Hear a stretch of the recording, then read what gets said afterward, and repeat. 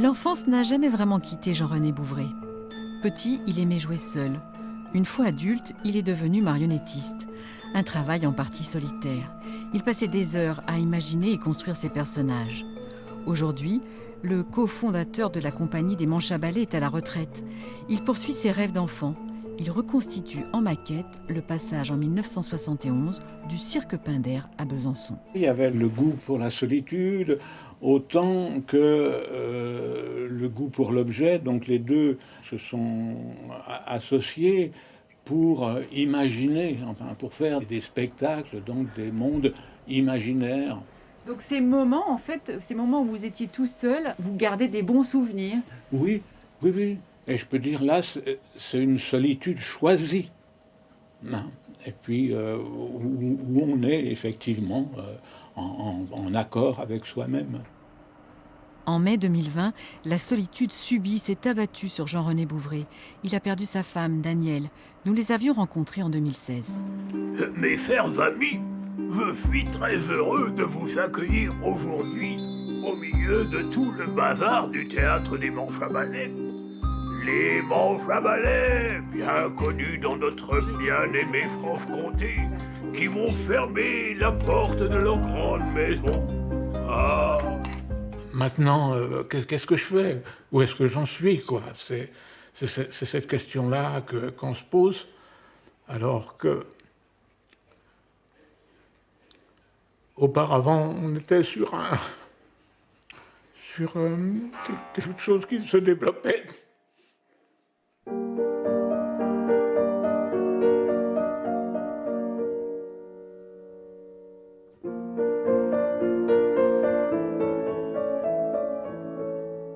Ce vide sidéral, Patricia l'a vécu il y a un peu plus de 3 ans.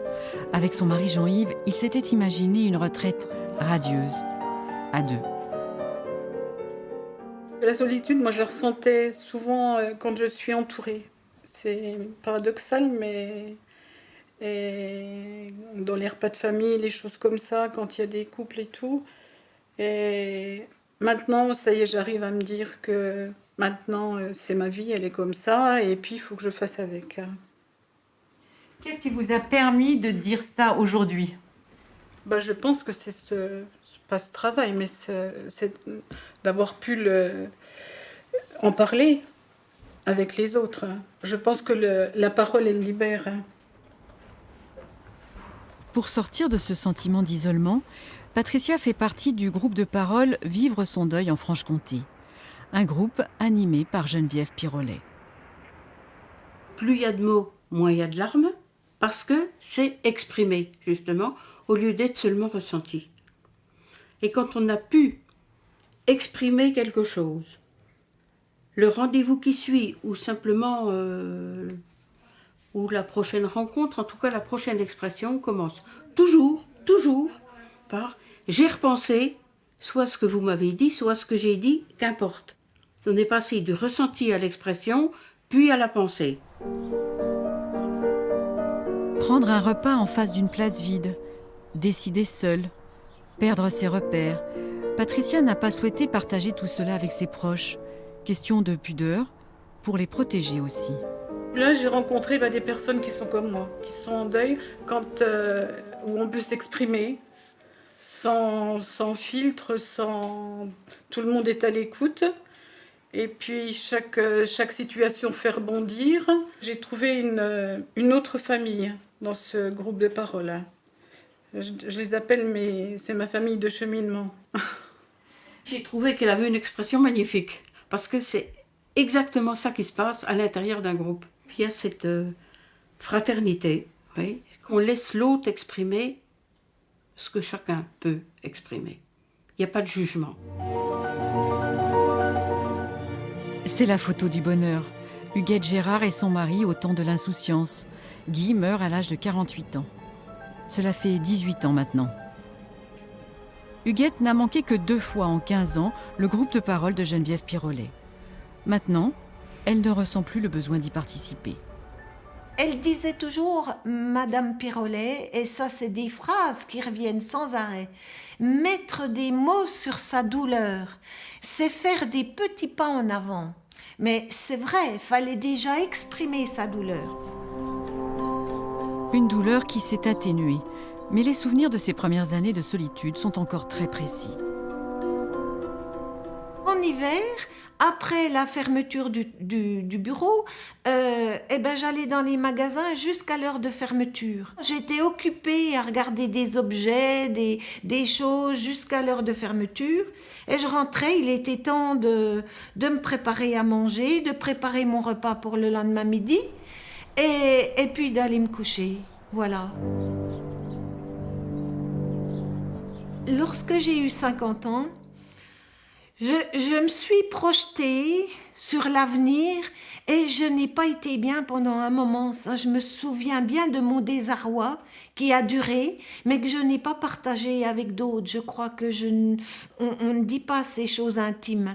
Mais je me suis dit, bon sang, j'ai encore 10 ans à travailler, puis je vais être seule. Mais qu'est-ce que je vais faire seule, sans lui ? Je vais être perdue. Je ne vais pas pouvoir gérer ma retraite. Ces 10 ans-là vont passer vite. Et puis, pour aboutir au néant. J'ai eu peur du néant.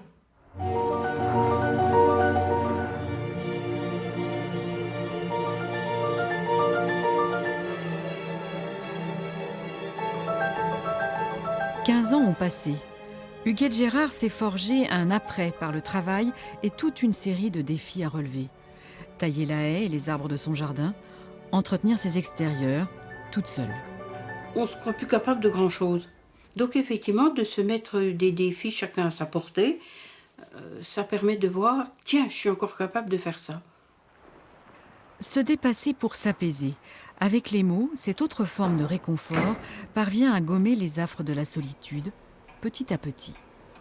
Pour le moment, le temps n'y fait rien encore. Pour le moment. Hein?